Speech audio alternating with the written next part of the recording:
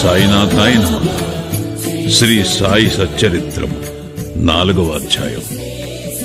యోగీశ్వరుల కర్తవ్యము, పవిత్ర షిరిడీ క్షేత్రము, సాయిబాబా యొక్క రూపురేఖలు, గౌలిబువా గారి వాక్కు, విఠల దర్శనము, క్షీరసాగరుని కథ, దాసగను ప్రయాగ స్నానము, సాయిబాబా యోని సంభవము, షిరిడీకి వారి మొదటి రాక, 3 బసలు, యోగీశ్వరుల కర్తవ్యం.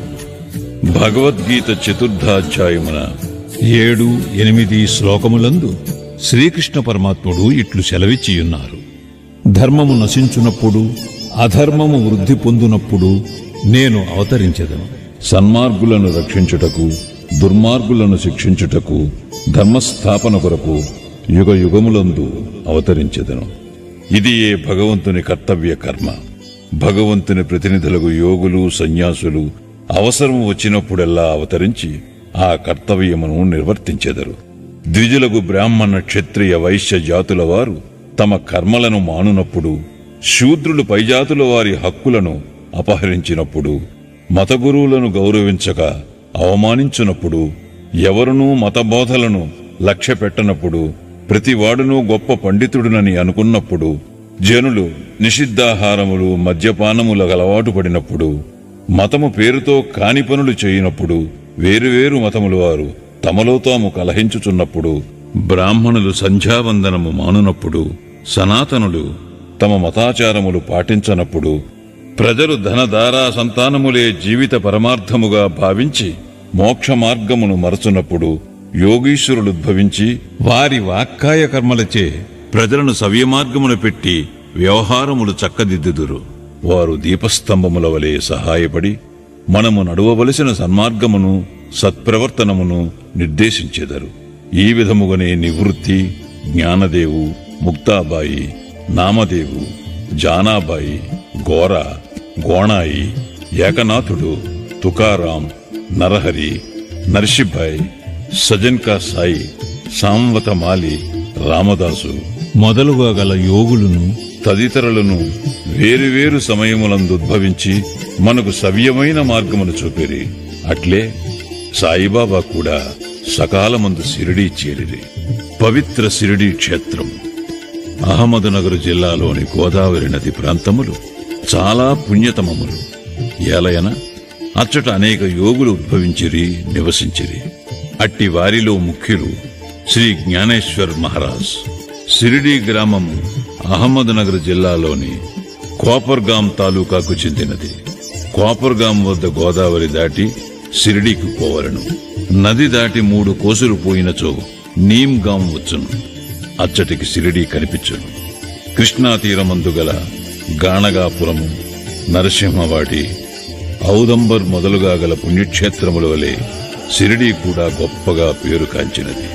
పండరీపురమునకు సమీపమున గల మంగళవేఢయందు భక్తుడకు దామాజీ, సజ్జనగడమందు సమర్థ రామదాస్, నర్సోబాచీవాడియందు శ్రీ నరసింహ సరస్వతీ స్వామివార్లు వర్ధిల్లినట్లే శ్రీ సాయినాథుడు షిరిడీలో వర్ధిల్లి దానిని పవిత్రమునర్చెను. సాయిబాబా రూపురేఖలు. సాయిబాబా వలననే షిరిడీ ప్రాముఖ్యము వహించినది. సాయిబాబా ఎట్టి వ్యక్తియో పరిశీలింతుము. వారు కష్టతరమైన సంసారమును జయించినవారు. శాంతియే వారి భూషణం. వారు జ్ఞానమూర్తులు. వైష్ణవ భక్తులకు ఇల్లు వంటివారు. ఉదార స్వభావులు. సారములోని సారాంశము వంటివారు. నశించు వస్తువులందు అభిమానము లేనివారు. ఎల్లప్పుడూ ఆత్మ సాక్షాత్కారమందే మునిగియుండెడివారు. భూలోకమునందు గాని స్వర్గలోకమునందు గాని గల వస్తువులయందు అభిమానము లేనివారు. వారి అంతరంగము అద్దము వలె స్వచ్ఛమైనది. వారి వాక్కుల నుండి అమృతము స్రవించుచుండెను. గొప్పవారు, బీదవారు వారికి సమానమే. వారు మానవమానాలను లెక్కించిన వారు కారు. అందరికీ వారు ప్రభువు. అందరితో కలిసిమెలిసి ఉండేవారు. ఆటలు గాంచెడివారు, పాటలను వినుచుండెడివారు. కాని సమాధి స్థితి నుండి మరలువారు కారు. ఎల్లప్పుడూ అల్లా నామము ఉచ్చరించుచుండెడివారు. ప్రపంచమంతా మేలుకొనున్నప్పుడు వారు యోగనిద్ర యందుండెడివారు. లోకము నిద్రించినప్పుడు వారు మెలకువతో నుండెడివారు. వారి అంతరంగము లోతైన సముద్రము వలె ప్రశాంతము. వారి ఆశ్రమము, వారి చర్యలు ఇదమిద్దముగా నిశ్చయించుటకు వీలు కానివి. ఒకచోటనే కూర్చుండి ఉన్నప్పటికీ ప్రపంచమందు జరుగు సంగతులన్నీ వారికి తెలియను. వారి దర్బారు ఘనమైనది. నిత్యము వందల కొలది కథలు చెప్పునప్పటికీ మౌనము తప్పిడేవారు కారు. ఎల్లప్పుడూ మసీదు గోడకు ఆనుకుని నిలుచువారు, లేదా ఉదయము, మధ్యాహ్నము, సాయంత్రము లెండీ తోటవైపు గాని చావడి వైపు గాని పచార్లు చేయుచుండెడివారు. ఎల్లప్పుడూ ఆత్మధ్యానమునందే మునిగి ఉండేవారు. సిద్ధపురుషుడైనప్పటికీ సాధకుని వలె నటించువారు. అనుకోవ, నమ్రత కలిగి అహంకారము లేక అందరినీ ఆనందింపచేయువారు. అట్టివారు సాయిబాబా. షిరిడీ నేల వారి పాదస్పర్శచే గొప్ప ప్రాముఖ్యము పొందినది. జ్ఞానేశ్వర్ మహారాజ్ ఆళందని వృద్ధి చేసినట్లు, ఏకనాథుడు పైఠానును వృద్ధి చేసినట్లు శ్రీ సాయిబాబా షిరిడీని వృద్ధి చేశాను. షిరిడీలోని గడ్డి రాళ్లు పుణ్యము చేసుకున్నవి. ఏలయన బాబా పవిత్ర పాదములను ముద్దు పెట్టుకుని వారి పాదధూళి తలపైన వేసుకొనగలిగినవి. షిరిడీ మా వంటి భక్తులకు పండరీపురము, జగన్నాథము, ద్వారక, కాశీ, రామేశ్వరము, బదరీకేదార్, నాసిక్, త్రయంబకేశ్వరము, ఉజ్జయిని, మహాబలేశ్వరము, గోకర్ణముల వంటిదైనది. షిరిడీ సాయిబాబా స్పర్శయే మాకు వేదపారాయణ తంత్రము. అది మాకు సంసార బంధముల సన్నగిల చేసి ఆత్మ సాక్షాత్కారమును సులభ సాధ్యము చెయ్యును. శ్రీ సాయి దర్శనమే మాకు యోగ సాధనముగా నుండెను. వారితో సంభాషణ మా పాపమును తొలగించుచుండెను. త్రివేణి ప్రయాగల స్నానఫలము వారి పాదసేవ వలనే కలుగుచుండెడిది. వారి పాదోదకము మా కోరికలను నశింపు చేయుచుండెడిది. వారి ఆజ్ఞ మాకు వేదవాక్కుగా నుండెడిది. వారి ఊదీ ప్రసాదము మమ్ము పావనము చేయుచుండెను. వారు మా పాలిట శ్రీకృష్ణుడిగా, శ్రీరాముడుగా నుండి ఉపశమనము కలుగుచేయుచుండిరి. వారు మాకు పరబ్రహ్మ స్వరూపమే. వారు ద్వంద్వాతీతులు. నిరుత్సాహముగాని ఉల్లాసముగాని ఎరుగరు. వారు ఎల్లప్పుడూ సచితానంద స్వరూపులుగా నుండెడివారు. షిరిడీ వారి కేంద్రమైనను వారి లీలలు పంజాబు, కలకత్తా, ఉత్తర హిందూస్థానము, గుజరాత్, దక్కను, కన్నడ దేశములలో చూపుచుండిరి. ఇట్లు వారి కీర్తి దూరదేశములకు వ్యాపింపగా భక్తులన్ని దేశముల నుండి షిరిడీ చేరి వారిని దర్శించి వారి ఆశీర్వాదమును పొందుచుండిరి. వారి దర్శన మాత్రముననే భక్తుల మనములు వెంటనే శాంతి వహించుచుండెడివి. పండరీపురమందు విఠల్ రకుమాయిలను దర్శించినచో భక్తులకు కలిగడి ఆనందము షిరిడీలో దొరుకుచుండెడిది. ఇది అతిశయోక్తి కాదు. ఈ విషయమును గూర్చి భక్తుడొకడు చెప్పినది గమనింపుడు. గౌలిబువ అభిప్రాయము. 95 సంవత్సరముల వయస్సు గల గౌలిబువ అను వృద్ధ భక్తుడొకడు పండరీ యాత్ర ప్రతి సంవత్సరము చేయువాడు. 8 మాసములు పండరీపురమందు, మిగతా 4 మాసములు ఆషాఢము మొదలు కార్తీకము వరకు గంగానది ఒడ్డునను ఉండిడివాడు. సామాను మోయుటకు ఒక గాడిదను, తోడుగా ఒక శిష్యుని తీసుకుని పోవాడు. ప్రతి సంవత్సరము పండరీ యాత్ర చేసుకుని షిరిడీ సాయిబాబా దర్శనమునకై వచ్చేవాడు. అతడు బాబాను మిగుల ప్రేమించువాడు. అతడు బాబా వైపు చూచుచూ ఇట్లనెడవాడు: వీరు పండరీనాథుని అవతారమే. అనాథల కొరకు, బీదల కొరకు వెలసిన కారుణ్యమూర్తి. గౌలిబువ విఠోబాదేవుని ముసలి భక్తుడు. పండరీ యాత్ర ఎన్నిసార్లు చేశాను. వీరు సాయిబాబా పండరీనాథుని అవతారమని నిర్ధారణ పరిచిరి. విఠలదేవుడు దర్శనమిచ్చుట. సాయిబాబాకు భగవన్నామస్మరణయందును సంకీర్తనమందును మిక్కిలి ప్రీతి. వారెప్పుడు అల్లా మాలిక్ అనగా అల్లాయే యజమాని అని అనుచుండెడివారు. 7 రాత్రింబగళ్ళు భగవన్నామస్మరణ చేయించుచుండెడివారు. దీనినే నామ సప్తాహమందరు. బాబా ఒకప్పుడు దాసగను మహారాజును నామ సప్తాహము చేయమనిరి. సప్తాహము ముగినాడు విఠల్ దర్శనము కలుగునని వాగ్దానమిచ్చినచో నామ సప్తాహమును సలిపెదనని దాసగను జవాబిచ్చెను. బాబా తన గుండెపై చేయి వేసి, తప్పనిసరిగా దర్శనమిచ్చును, కాని భక్తుడు భక్తి ప్రేమలతో ఉండవలెను. డాకూర్నాథు యొక్క డాకూరు పట్టణము, విఠలు యొక్క పండరీపురము, శ్రీకృష్ణుని ద్వారకా పట్టణము ఇక్కడనే అనగా షిరిడీలోనే ఉన్నవి. ఎవరునూ ద్వారకకు పోవలసిన అవసరము లేదు. విఠలుడు ఇక్కడనే ఉన్నాడు.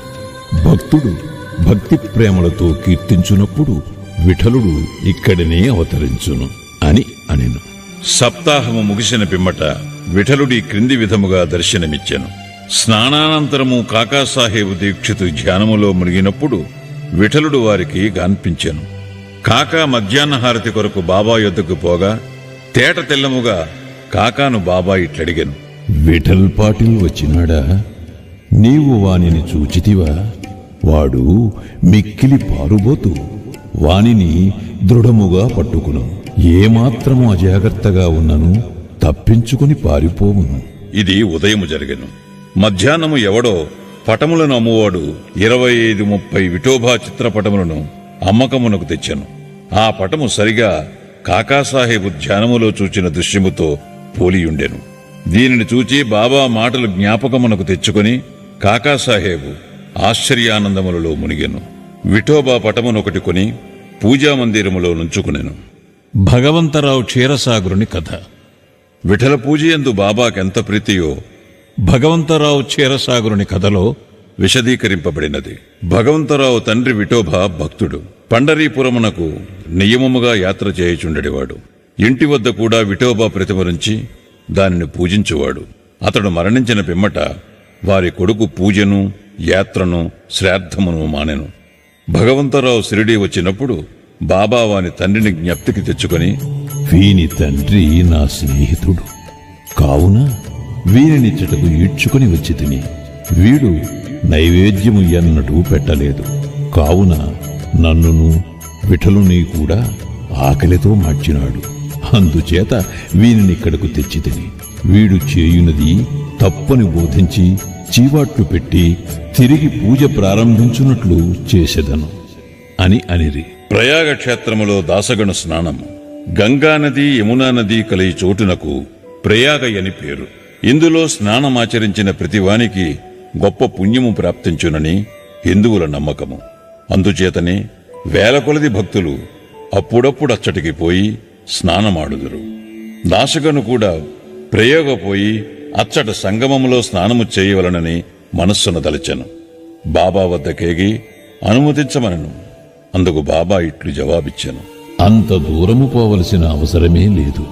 మన ప్రయాగ ఇచ్చటనే కలదు. నా మాటలు విశ్వసింపు.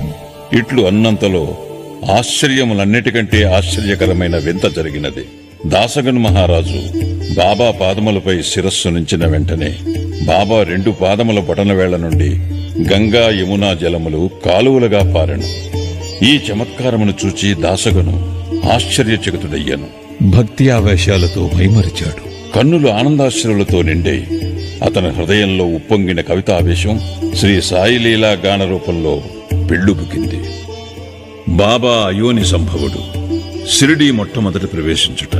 సాయిబాబా తల్లిదండ్రులను గూర్చిగాని, జన్మము గూర్చిగాని, జన్మస్థానమును గూర్చిగాని ఎవరికీ ఏమీ తెలియదు.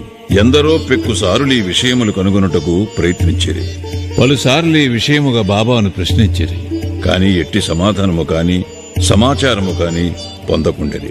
నామదేవు, కబీరు సామాన్య మానవుల వలె జన్మించియుండలేదు. ముత్యపు చిప్పలలో చిన్న పాపల వలె లభించిరి. నామదేవుడు భీమారథి నదీతటమున గోణాయికి కనిపించాను. కబీరు భాగీరథీ నదీతటమున తమాలకు కనిపించాను. అట్టిదే సాయి జన్మ వృత్తాంతము. భక్తుల కొరకు బాబా 16 ఏళ్ల బాలుడుగా షిరిడీలో వేప చెట్టు కింద అవతరించాను. బాబా అప్పటికే బ్రహ్మజ్ఞానిగా కనిపించాను. బాబా స్వప్నావస్థ ఎందైనను ప్రపంచ వస్తువులను కాంక్షించుడివారు కాదు. ఆయన మాయను తన్నెను. ముక్తి బాబా పాదములను సేవించుచుండెను. నానా చోప్దారు తల్లి మిక్కిలి ముసలిది. ఆమె బాబానిట్లు వర్ణించినది. ఈ చక్కని చురుకైన కుర్రవాడు వేప చెట్టు క్రింద ఆసనములో నుండెను. శీతోష్ణములను లెక్కింపక అంతటి చిన్న కుర్రవాడు కఠిన తపమాచరించుట, సమాధిలో మునుగుట చూచి గ్రామస్తులు ఆశ్చర్యపడింది. ఆ బాలుడు పగలు ఎవరితో కలిసిడేవాడు కాదు, రాత్రి అందెవరికీ భయపడేవాడు కాడు. చూచిన వారు ఆశ్చర్య నిమగ్నులై ఆ చిన్న కుర్రవాడు ఎక్కడి నుండి వచ్చినాడని అడుగుసాగిరి. అతని రూపు, ముఖ లక్షణములు చాలా అందముగా ఉండెను. చూచిన వారెల్లరూ ఒక్కసారిగా ముగ్ధులకు చుండెలి. ఆయన ఎవరి ఇంటికి పోకుండెను. ఎల్లప్పుడూ వేప చెట్టు కిందనే కూర్చున్నవాడు. పైకి చిన్న బాలునువలే కనిపించినప్పటికీ చేతలను బట్టి చూడగా నిజముగా మహానుభావుడే. నిర్వ్యామోహము రూపుదాల్చిన అతని గూర్చి ఎవరికీ ఏమీ తెలియకుండెను. ఒకనాడు ఖండోబా దేవుడొకని ఆవేశించగా ఈ బాలుడెవడైయుండునని ప్రశ్నించిరి. వాని తల్లిదండ్రులెవరని, ఎచ్చట నుండి వచ్చినవాడని అడిగిరి. ఆ ఖండోబా గణము ఒక స్థలమును చూపి గడ్డపాలను తీసుకుని వచ్చి అచ్చట త్రవ్వమనెను. అట్లు తవ్వగా అందులో కొన్ని ఇటుకలు, వాని దిగువ వెడల్పు రాయి ఒకటి కనిపించాను. ఆ బండను తొలగించగా కిందనొక సందు కనిపించాను. అచ్చట 4 దీపములు వెలుగుచుండెను. ఆ సొరంగము ద్వారా ముందుకు పోగా అచ్చటనొక భూగ్రహము కనిపించాను. అందులో గోముఖ నిర్మాణములు, కర్రబల్లలు, జపమాలలు కనిపించాను. ఈ బాలుడచ్చట 12 సంవత్సరములు తపస్సునభ్యసించినని ఖండోబా చెప్పాను. పిమ్మట కుర్రవాణి నీ విషయము ప్రశ్నించగా వారలను మరపించుచు అది తన గురుస్థానమనియు వారి సమాధి అచ్చట కలదుగావున దానిని కాపాడవలెననియు చెప్పాను. వెంటనే దానినెప్పటివలే మూసివేసిరి. అశ్వత్థ ఔదంబర వృక్షముల వలె ఈ వేప చెట్టును పవిత్రముగా చూచుకొనుచు బాబా ప్రేమించువాడు. మహల్సాపతి తదితర షిరిడీలోని భక్తులు దీనిని బాబా యొక్క గురువుగారి సమాధి స్థానమని భావించి సాష్టాంగ నమస్కారములు చేసెదరు. 3 వసతి గృహములు, వేప చెట్టును దాని చుట్టూనున్న స్థలమును హరివినాయక సాటి అని వాడుకొని ఒక పెద్ద వసతి గృహమును కట్టించాను. అప్పట్లో షిరిడీకి పోయిన భక్త మండలికిది ఒక్కటియే నివాస స్థలము. వేప చెట్టు చుట్టూ ఎత్తుగా అరుగు కట్టిరి, మెట్లు నిర్మించిరి. మెట్ల దిగువన ఒక గూడు వంటిది కలదు. భక్తులు మండపముపై ఉత్తరాభిముఖముగా కూర్చునెదరు. ఎవరిచ్చట గురు శుక్రవారములు ధూపము వేయుదురో వారు బాబా కృప వల్ల సంతోషముతో నుండెదరు. ఈ వాడ చాలా పురాతనమైనది కావున మరమ్మత్తునకు సిద్ధముగా నుండెను. తగిన మార్పులు, మరమ్మత్తులు సంస్థానము వారు చేసిరి. కొన్ని సంవత్సరముల పిమ్మట దీక్షిత్వాడ అయిన పేర ఇంకొక వసతి గృహము కట్టబడినది. న్యాయవాది అయిన కాకాసాహెబ్ దీక్షిత్ ఇంగ్లండ్కు పోయాను. అచ్చట రైలు ప్రమాదమున కాలు కుంటుపడెను. అది ఎంత ప్రయత్నించిననూ బాగు కాలేదు. తన స్నేహితుడు నానాసాహెబ్ చందోర్కర్ షిరిడీ సాయిబాబాను దర్శించమని సలహా ఇచ్చాను. 1909వ సంవత్సరమున కాకా షిరిడీకి పోయాను. బాబా దర్శన మాత్రమున అమితానంద భరితుడై షిరిడీలో నివసించుటకు నిశ్చయించుకొనెను. కాలు కుంటితనము కన్నా తన మనస్సులోని కుంటితనమును తీసివేయమని బాబాను ప్రార్థించాను. తన కొరకును ఇతర భక్తులకును పనికి వచ్చినట్లు ఒక వాడాను నిర్మించాను. 10-12-1910వ తారీఖున ఈ వాడా కట్టుటకు పునాది వేసిరి. ఆనాడే 2 ముఖ్యమైన సంఘటనలు జరిగాను. 1 దాదాసాహెబ్ కాపర్డేకు తన ఇంటికి పోవుటకు బాబా సమ్మతి దొరికాను. 2 చావడిలో సేజాహారతి ప్రారంభమయ్యాను. దీక్షిత్వాడ పూర్తి కాగానే 1911వ సంవత్సరంలో శ్రీరామనవమి సమయమందు శాస్త్రోక్తముగా గృహప్రవేశము జరిపిరి. తరువాత కోటీశ్వరుడును నాగపూర్ నివాసీయగు బూటి మరొక పెద్ద రాతిమేడను నిర్మించాను. అతడు చాలా ద్రవ్యము దీని కొరకు వెచ్చించాను. వెచ్చించిన ద్రవ్యమంతయు నిజమునకు సార్థకమయ్యాను. ఎలయనగా బాబాగారి భౌతిక శరీరము అందులో సమాధి చేయబడినది. దీనినే సమాధి మందిరమందురు. ఈ స్థలములో మొట్టమొదట పూలతోటయుండెను. ఆ తోటలో బాబాయే తోటమాలిగా మొక్కలకు నీళ్లు పోయిట మొదలుగునవి చేసెడివారు. ఇట్లు 3 వాడాలు కట్టబడెను. అందుకు ముందు ఇచ్చట ఒక్క వసతి గృహం కూడా లేకుండెను. అన్నిటికంటే సాఠేవాడ మొదటి రోజులలో అందరికీ చాలా ఉపకరించుచుండెను. 4వ అధ్యాయం సంపూర్ణం. సద్గురు శ్రీ సాయినాథార్పణమస్తు. శుభం భవతు.